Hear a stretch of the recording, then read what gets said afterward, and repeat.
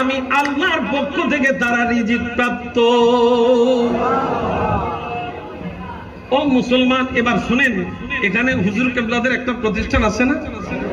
কথা কয় না, আসেনি?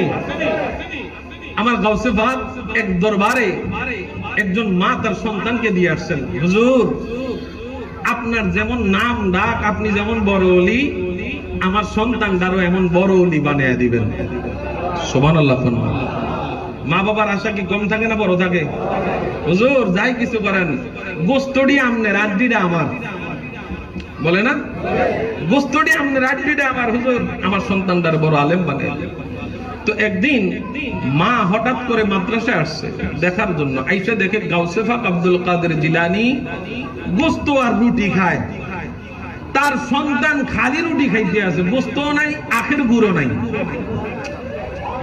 মার তো গেছে মেজাজ গরম হইয়া, কিরে কেমন না হুজুর, এটা ফাঁসান হুজুর, আমার ফুলারে খালি রুটি খাইতে দিয়া উনি রুটি আর গোস্ত দিয়া খায়। তো এবার খুব রাগান্বিত ভাবে হুজুরের কাছে গেছেন, হুজুর কাজটা কি ঠিক হইলো? আমি তো মাসে 3000 টাকা করে দেই। সে কথা কয় না, দেয়নি? আপনারাও তো দেন। এখন আইসা যদি দেখেন সন্তান মাছ গোস্ত নাই, শুধু শুটকি দিয়া খায়, করল্লা ভাজি দিয়া খায়, মেজাজটা আপনারও গরম হইব। কথা কয় না? এখন মা বলতেছে, ও হুজুর কাজটা করলেন কি? আপনি মুরগি দিয়ে রুটি দিয়ে খাচ্ছেন, আমার সন্তানটা খালি রুটি খাচ্ছে। তো এবার আব্দুল কাদের জিলানী রাদিয়াল্লাহু তাআলা আনহু যে মুরগিগুলা খাইছেন এগুলার হার একসাথ কইরা কমবে ইজনিল্লাহ বলছেন, এটা আবার মুরগিতে পরিণত হয়ে গেছে। তো এবার মা অবাক হয়ে গেলেন, আরে কিরে খায়া শেষ, শুয়া ছায়া খায়া শেষ, এই আড্ডির থেকে আবার মুরগি বানাইছে। তো এবার গাউসে পাক রাদিয়াল্লাহু তাআলা আনহু বলছেন, মারে ও মা তুমি টেনশন করিও না, তোমার সন্তান যেই দিন মুরগি বানানোর ক্ষমতা থাকবে সেই দিন সে হাতে মুরগি দিয়া রুটি দিয়া খাবে।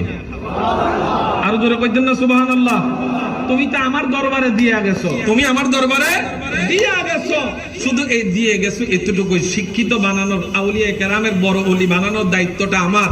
ও মা তুমি এই শ্রেণী দেখলে অবাক হয়ে যাইও না, আমাকে সেই রাস্তাটা ধরাইতে দাও। তোমার সন্তানও একদিন হাড্ডি থেকে মুরগি বানাইতে, তখন সে রুটি দিয়া মুরগি দিয়া খাবে। সুবহানাল্লাহ কইতেন। বাগদাদি রাদিয়াল্লাহু তাআলা আনহুর কনফারেন্স, কি কথা কয় না? আমার বাবা আব্দুস সুবহান আল কাদির রাদিয়াল্লাহু তাআলা আনহুর হাতে বায়াত। আমার বাবা, আমার বাড়ির মসজিদের নাম ফাটোয়ারি বাড়ি সুবহানিয়া জামে মসজিদ, আমার বাড়ির নাম, বাড়ির মসজিদের নাম। বাবার আমার